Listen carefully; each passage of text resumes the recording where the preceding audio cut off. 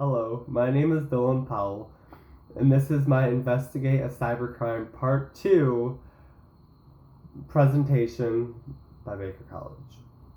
In this presentation, I will talk about specific details about the crime and who committed it, the history of the crime and how it has evolved and is ever-changing, why this crime is considered a cybercrime, the steps and techniques that could/would be used to investigate this cybercrime, how to properly identify, seize, extract, analyze, and report digital information so it can be used as evidence for this crime.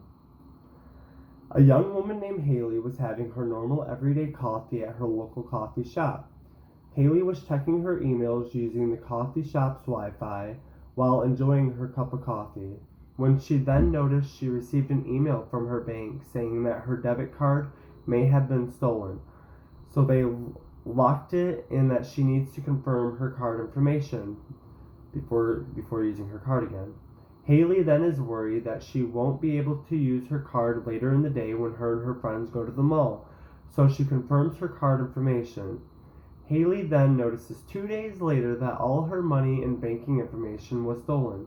She then calls her local bank. They say that they need her to file a police report before continuing the investigation. The police were able to detect the computer in which the card information was stolen. Her bank gave her a refund on the money. The police now have the individual who stole her card information in custody and are continuing the prosecution. When phishing first started, it wasn't anything major and didn't happen often. It became something major that happened more often when AOL came out. People would pretend to be an AOL employee and then would send out emails to get information from individuals.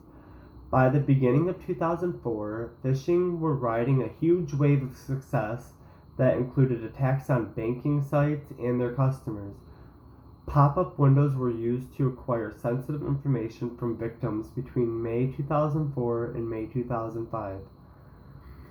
About 1.2 million users in the United States suffer losses caused by phishing, totaling approximately $929 million. Organizations lost about $2 million per year to phishing, NA 2018. Hackers are working together every day, getting smarter and smarter and finding more ways around computer security programs. Phishing is considered a cybercrime because victims are being targeted through computer networks and network device. Hackers are stealing information from victims using the internet. Phishing seeks personal information from bank accounts, social media, home address, etc. Cybercrime is something we all need to educate ourselves on and others we know. It is very hard to stop these types of crimes. The best way would be to, like I previously said, to educate yourself on what cybercrime and phishing is, what to look out for, and how to avoid it from happening or stopping it immediately when noticing. When investigating a phishing incident, it's important to make sure you save a copy of the email with the header and all details about the email. Scan the URL in any lookup site. This will scan the website to see if there are any red alerts that you should be aware of.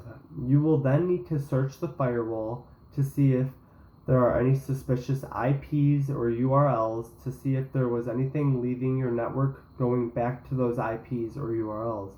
Review mails and server logs. Review DN logs and make sure your logs are retained. Finally, just clean up by changing your password. Hawthorne 2015.